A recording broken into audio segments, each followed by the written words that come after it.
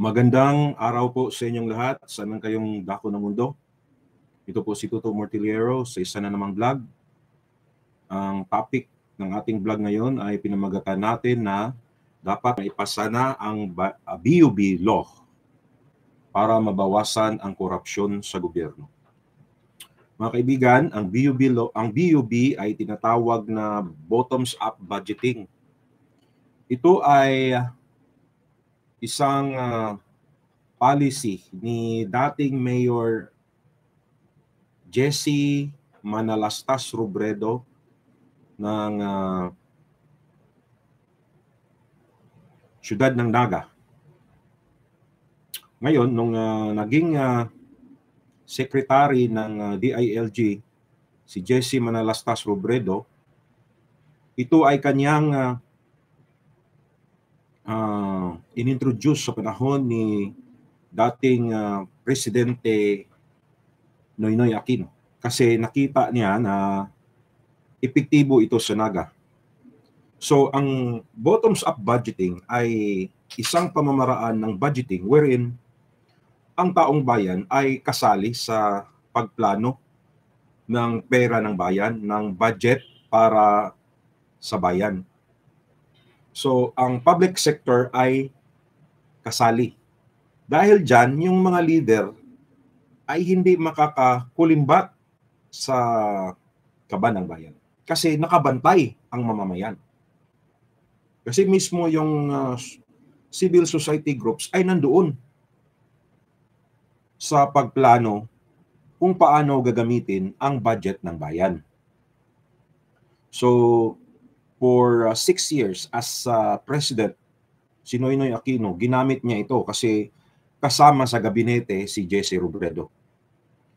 Ngayon, nung namatay si Jesse Robredo, tumakbong kongresista ang kanyang asawa, si Attorney Leni Robredo. Nung nanalo si Attorney Leni Robredo as congresswoman of one of the districts of Camarines Sur, nag-file siya ng bill na itong BUB, bottoms-up budgeting, ay gagawing batas. I-institutionalize ang bottoms-up budgeting. Hindi lang ang administrasyon ni Noynoy Aquino ang gagamit ng bottoms-up budgeting policy. So, galing kay Noynoy Aquino, dapat itong bottoms-up budgeting ay magiging tradisyon na. So, Aquino, Duterte, Marcos, hanggang sa susunod pa na administrasyon. Yun sana ang ginawa ni dating Congresswoman Leni Robredo. Nag-file siya ng bill na magiging batas na itong bottoms-up budgeting ay maging parte na ng tradisyon ng policies with regard to budgeting sa buong Pilipinas.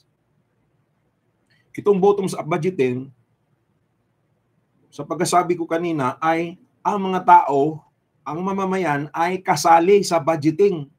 Ibig sabihin, maraming mata na nakatuon doon sa pag-prepare ng budget. Ibig sabihin, walang korupsyon na mangyayari kasi marami ang nagbabantay. Diba? Ang problema, mga kapatid, ganito. Mismo sa Kamara de Representante pa lamang, namatay na ang bill ni dating Congresswoman Leni Robredo. Bakit ba? Naturalmente, kasi maraming kurakot na mga mambabatas, maraming kurakot na senador, maraming kurakot na congressman.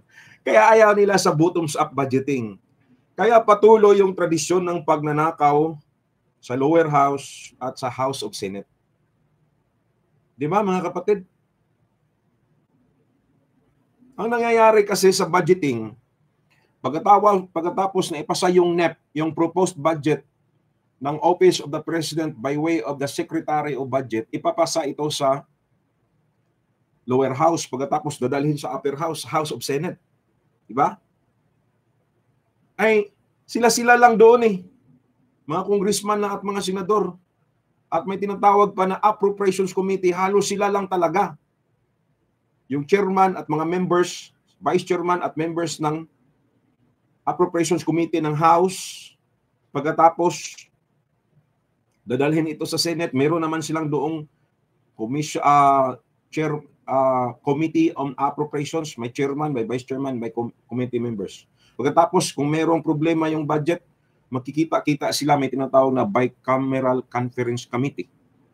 So halos sila lang. Kaya doon pumapasok yung mga insertions. Okay din naman sana kasi hindi naman lahat ng insertions ay mali. Hindi naman lahat ng insertions ay illegal. Pero dahil sila lang may exclusivity, hindi kasama yung mga tao, posible na may mga insertions na hindi magaganda kagaya nung nangyayari ngayon dito sa flood control project controversy.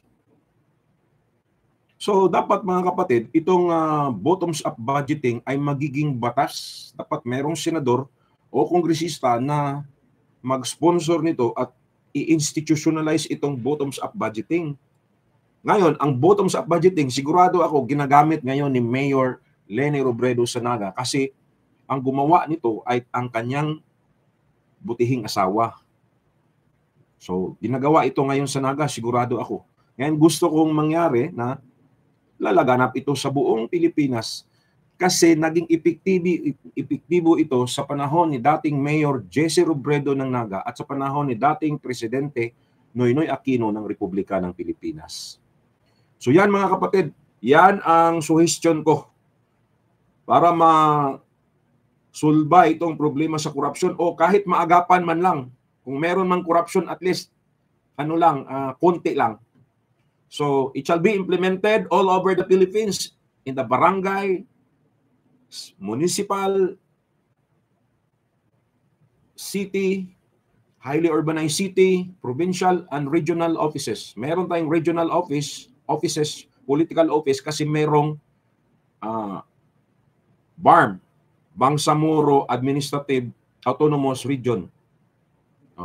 Bangsamoro Autonomous Region of Muslim Mindanao, BARM. So that is a regional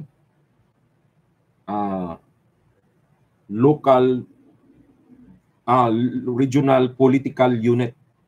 So dapat dyan, from the barangay level hanggang sa regional, hanggang sa national, kung pwede, hanggang sa national, merong bottoms-up budgeting. Kasi sa bottoms-up budgeting, lahat ay transparent. So makikita ng mga taong bayan, yung mga concerned citizens, makikita talaga kung may mga hindi magandang nangyayari with regard to budgeting, kung may nangungurakot ba na mga opisyalis ng ating bayan. At kung meron man, makikita talaga kung sino ang dapat iboto o kung sino ang hindi dapat iboto sa susunod na halalan. So yan lang po muna masasabi ko mga kaibigan. Ito ay ginagawa ko, itong vlog na ito ay ginagawa ko with regard to my advocacy for political education and my advocacy for good governance.